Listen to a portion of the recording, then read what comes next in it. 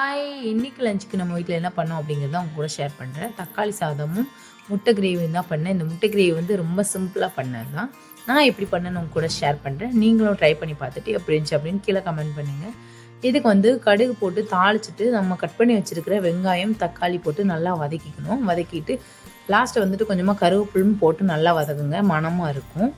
அதுக்கப்புறம் வந்துட்டு மசாலான்னு சொல்லிக்கிறதுக்கு மஞ்சப்பொடி, வத்தப்பொடி, கரம் மசாலா, கொஞ்சமாக சிக்கன் குழம்பு மிளகாத்தூள் இருக்குல்ல, அது மட்டும் போட்டுக்கோங்க. சிக்கன் மாதிரி ஃப்ளேவர் கொடுக்கறதுக்காக.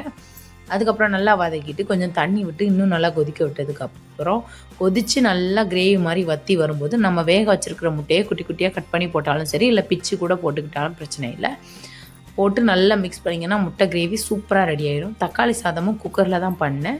பல்லாரி, பட்டை, கிராம்பு, ஏலக்காய்லாம் போட்டு ஃபஸ்ட்டு நல்லா வதக்கிட்டு அதுக்கப்புறம் மசாலாவுக்கு வந்துட்டு சிக்கன் மசாலா மட்டும் எக்ஸ்ட்ரா போட்டேன். மற்றபடி சேம் மசாலா தான். எவ்வளோ டம்ளர் அரிசி எடுத்தனோ அதுக்கு ஏற்ற அளவு வந்து தண்ணியும் மிக்ஸ் பண்ணி விசில் விட்டுட்டேன். 3 விசில் கிட்ட விட்டேன். சாப்பாடு சூப்பராக ரெடி ஆயிடுச்சு.